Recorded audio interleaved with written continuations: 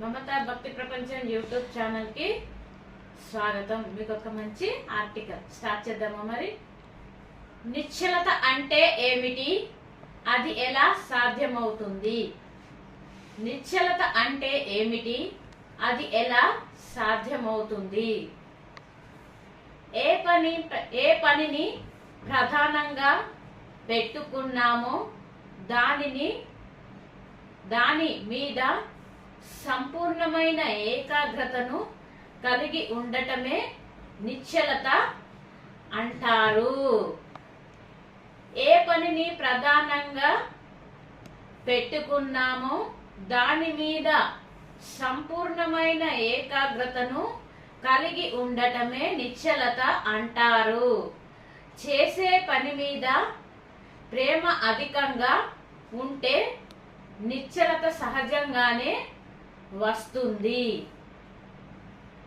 పిల్లలను లాలించే తల్లికి నిశ్చలత సహజంగానే వస్తుంది కదా। కనుక సాధకులు ముందుగా ఉపాస్య దైవము మీద ప్రేమను పెంచుకోవాలి। సాధకులు ముందుగానే ఉపాస్య దైవముల మీద ప్రేమను పెంచుకోవాలి। దానికోసం వారి గాథలను లీలలను పలుమార్లు చదువుకొని భావన చేసుకుంటూ ఉండాలి। ఆ పైన ప్రాణాయామం వంటి యోగా ప్రక్రియల వంటివి కూడా జోడించుకుంటే నిశ్చలత సులభంగానే వస్తుంది। నిశ్చలత సులభంగానే సాధ్యం అవుతుందన్నమాట।